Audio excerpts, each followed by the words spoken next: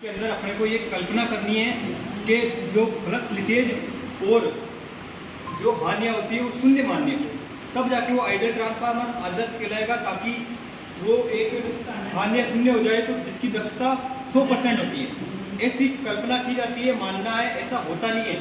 अगर ट्रांसफार्मर के अंदर कोर है, वाइंडिंग है, सब कुछ है, तो वहाँ पे कुछ ना कुछ तो प्रतिरोध होगा, और प्रतिरोध होगा तो वहाँ पे हानियाँ भी होगी, हानियाँ होगी तो दक्षता कम होगी। तो ऐसी कल्पना मात्र होती है। मैं कह दूँ ना ऑन लोड और नॉन लोड, तो ये काल्पनिक है ना, ये काल्पनिक बातें हैं। पहली बात में ये कंडीशन होगी, काल्पनिक बातें कल्पना करनी। तो अब ये कल्पना कर लिया, पहली कंडीशन, पहली कल्पना करनी कि ऐसा ट्रांसफार्मर मान लिया कि पहले तो हमने नो लोड पे लिया, कोई लोड जुड़ा हुआ नहीं, तो नो लोड की बात कर लेंगे, और ऑन लोड जब लोड लगा के बात कर लेंगे, पूरे में दिक्कत क्या आ रही है, पढ़ना क्या, ठीक है ना। कैमरा जुटाना सुनने पर ठीक है ना, ये हल्का सा नहीं है। अब क्या करना अपने को कि अब इस ट्रांसफार्मर का मामला हमने उठाया है ना, तो ऑन लोड और ऑफ लोड पे, तो पहले तो ये दो चीज़ें कंफर्म कर लो इसके अंदर कि आदर्श ट्रांसफार्मर के अंदर इसकी बात कर रहे हैं तो फ्लक्स लीकेज और हानियाँ शून्य मान ली, कोई इसके अंदर हानियाँ नहीं। अब पढ़ेंगे इसको आगे, है ना, कल्पना कर ली ना। अब तो है ये नो लोड कंडीशन, कोई लोड नहीं जुड़ा हुआ, तो यहाँ पे I0 कनेक्ट होगा, क्योंकि नो लोड पे जो करंट प्रोवाइड होगी वो I0 होगी, है ना, I0 होगी, जिसके कारण इसका एक फ्लक्स बनेगा, है ना। ये फ्लक्स बनाना भूल गया तो एक बार बना देगा, ये मुख्य फ्लक्स है, क्योंकि अब इसके अंदर 3 फ्लक्स काम करेंगे अपने पास। कितने करेंगे? 3 फ्लक्स। तो ये तो हुआ अपने पास मुख्य फ्लक्स, है ना। एक फ्लक्स और काम करेगा, जिसके बारे में अभी बात करने वाले हैं। तो पेचीदा मामला है, घूम फिर के वही आ जाएंगे, ये जो दोष भी हो रहा है और नहीं भी हो रहा है। इसलिए कहते हैं आदर्श ट्रांसफार्मर की कल्पना इसलिए करते हैं कि फ्लक्स, फुल फ्लक्स जो होता है कांस्टेंट रहता है ना। ट्रांसफार्मर का इसके अंदर नो लोड की बात कर रहे हैं, और नो लोड पे एक बात तो आपको पता है कि नो लोड पे जो फ्लक्स चलता है वो अपने पास सप्लाई दी है तभी तो चल रहा है, पर शून्य लोड पे है तो उसको I0 बोल देंगे। शून्य धारा पर जो ट्रांसफार्मर होता है, कोर में एक फ्लक्स स्थापित होता है, उस फ्लक्स को अपन मेन फ्लक्स कहते हैं, मुख्य फ्लक्स कहते हैं, ठीक है, हो गई बात। अब ये मुख्य फ्लक्स जो चल रहा है ना, ये अंदर वाला है, ओनली ये अंदर वाली लाइनिंग है ना, ये मुख्य फ्लक्स है, मेन फ्लक्स है, ठीक है। इसका काम क्या था, तो कोर के अंदर फ्लक्स स्थापित करना था, ठीक है, और हानि उत्पन्न करता है, लेकिन आदर्श की कल्पना कर रहे हैं तो मानना नहीं है। अब क्या होता है, अब इसका जो फ्लक्स बना, इसके कारण यहाँ पे E1 उत्पन्न होगा, है ना। V1 तो अपन दे रहे हैं, और E1 इसके अंदर उत्पन्न हुआ, इसके फ्लक्स के कारण एक विद्युत संपर्क में था, तो यहाँ पे एक E2 उत्पन्न हुआ। यहाँ तक दिक्कत नहीं है ना। यहाँ पे इसके कारण, मुख्य फ्लक्स के कारण सेकेंडरी के अंदर E2 उत्पन्न हो गया, जो दोनों संबंधित है फ्लक्स के कारण, ठीक है। यहाँ पर अब क्या करना है अपने को, अब जब नो लोड पे था, अब ऑन लोड जोड़ेंगे, तो फ्लक्स में क्या क्या परिवर्तन आ रहा है अपने पास, है ना।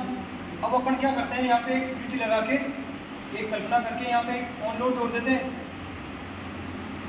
तो नो लोड पे कंडीशन सिंपल थी कि फ्लक्स बन गया, ये काम हो गया, E1 उत्पन्न हुआ, यहाँ पे E2 उत्पन्न हुआ, जिसका एक फ्लक्स, इस फ्लक्स, मुख्य फ्लक्स के कारण E2 उत्पन्न हो गया, और E2 जो था वो मेन फ्लक्स के कारण ही हुआ। अब क्या कर रहे हैं अपन, यहाँ पे इसको ऑन लोड कर देंगे, ये जो स्विच है ना S1, इसको ऑन लोड कर दिया। अब जब यहाँ पे लोड जोड़ने पर ही तो करंट प्रवाहित होगी, जो होगी तुम्हारे पास I2, लोड जोड़ने पर I2 प्रवाहित हुई, और इस I2 के कारण इस कोर के अंदर एक फ्लक्स और बना, है ना। I2 प्रवाहित होने के कारण मैं फ्लक्स लीकेज की बात ही नहीं कर रहा हूँ, क्योंकि यहाँ पे आदर्श ट्रांसफार्मर में फ्लक्स लीकेज नहीं है, हानियाँ नहीं है। अब इस I2 के कारण एक फ्लक्स फिर प्रवाहित हो रहा है, लीकेज की बात ही नहीं करनी पड़ेगी। अब दूसरा एक फ्लक्स और स्थापित हो रहा है, जो इस I2 के कारण हो रहा है, वो इसकी विपरीत दिशा में चलेगा, है ना। ये मध्यम वाला फ्लक्स है ना, ये वाला फ्लक्स फिर इसके अंदर प्रवाहित होगा, जिसके कारण ये मुख्य फ्लक्स का विरोध करेगा, है ना। I2 लोड जोड़ा, लोड के कारण करंट प्रवाहित हुई, इस करंट के कारण एक ∅2 और प्रवाहित हुआ, और इस ∅2 जो था ये मुख्य फ्लक्स का विरोधी है, ये अगर इधर चल रहा है तो ये इधर चलेगा, यानी कि दो फ्लक्स जो हुए ये एक दूसरे का अपोजिट है, विरोध कर रहे हैं, है ना। यहाँ से जो मेन फ्लक्स था वो कम होगा, अब मेन फ्लक्स कम हुआ। अब देखो इधर क्रिटिकल मामला क्या है, इधर विचार इधर देखिए, क्रिटिकल मामला ये आया कि जब मुख्य फ्लक्स का विरोध ये ∅2 कर रहा है ना, तो कुल फ्लक्स जो था वो कम होगा। कैसे कम हो, घट गया ना। तो अब देखो इफेक्ट देखो क्या पड़ रहा है यहाँ पे, है ना। सुन रहे हो ना, एक बार वापस सुनो। मैं ये कह रहा हूँ कि जो इस फ्लक्स का जब विरोध हुआ ना, तो कुल फ्लक्स में कमी आई। तो कुल फ्लक्स ये जो E1 है ना, क्या कह रहा हूँ मैं, E1 जो पहले स्थापित हुआ था किसके कारण, I0 के कारण। अब जब इसका विरोध हो गया ना, तो इधर भी फ्लक्स में, मुख्य फ्लक्स में कमी आई, मुख्य फ्लक्स में कमी आई ना। तो मुख्य फ्लक्स में जब कमी आई तो ये E1 भी तो कम होगा। जब E1 कम होगा तो यहाँ पे I0 का फॉर्मूला ओम का नियम काम कर रहा है इस परिपथ में। तो इस परिपथ में ओनली ओम का नियम, मैं इस परिपथ की बात कर रहा हूँ, पूरे पे ट्रांसफार्मर पे ओम का नियम काम नहीं करता। मैं कह रहा हूँ इस परिपथ में जब E1 पे कुल फ्लक्स में कमी आई, तो इस फ्लक्स में यहाँ पे भी कमी आई मुख्य में, और मुख्य फ्लक्स में कमी आई तो E1 का मान घटा।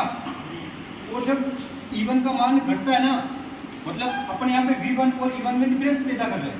V1 दिया गया और E1 जो लेंज के नियम से उत्पन्न हुआ। अब जब इसमें जब कमी आती है ना, मान लो V1 यहाँ पे था 30 वोल्ट और E1 का मान पहले था 20 वोल्ट, तो 10 वोल्ट बचा कुल। अब जब E1 में कमी आई, यहाँ पे 10 वोल्ट हो गया और यहाँ पे 30 ही था, तो कुल वोल्टेज में तो बढ़ोतरी हुई ना। अरे यहाँ पे बढ़ोतरी हुई ना, समझ में आया है ना। एक बार और क्या किया, इस कुल फ्लक्स में कमी आई, तो कुल फ्लक्स में कमी आई तो E1 जो उत्पन्न हो रहा था इसके अंदर, उसमें कमी आई। इसमें अगर कमी आई ना इस वाले मामले में, तो V1 में कुल बढ़ोतरी होगी, और कुल V1 में बढ़ोतरी हुई तो I0 में बढ़ोतरी होगी, और I0 में बढ़ोतरी हुई ना, तो इस I0 के कारण यहाँ पे एक करंट और प्रवाहित होगी, I0 डैश कह देंगे अपने। और जब I0 एक और प्रवाहित हुई ना यहाँ पे, तो जब यहाँ पे इसके कारण ये I0 बढ़ी, पहले तो I0 थी, लेकिन I0 जब बढ़ गई तो एक करंट और बढ़ गई यहाँ पे, इसी में इंक्रीज हो गई, तो वो और बढ़ी तो I डैश मान लो, जब I डैश बढ़ी ना यहाँ पे, तो इसका एक फ्लक्स और बढ़ेगा। तो अरे चलने दे अभी, कुछ इंक्रीज हो गई I0 में बढ़ के, तो I0 और बढ़ी, I0 डैश और बढ़ गई, तो इसका एक N1 I1 और बढ़ा, यानी कि एक फ्लक्स और बढ़ाया। अब ये जो एक फ्लक्स और बना, ये मुख्य फ्लक्स का सहायक हुआ। अब ये जो फ्लक्स, ये तो विपरीत था बीच वाला, इसके कारण बना I2 के कारण, और जो I0 का था ये मुख्य फ्लक्स था। अब I0 डैश का बनाना, ये फिर इसका विपरीत होगा।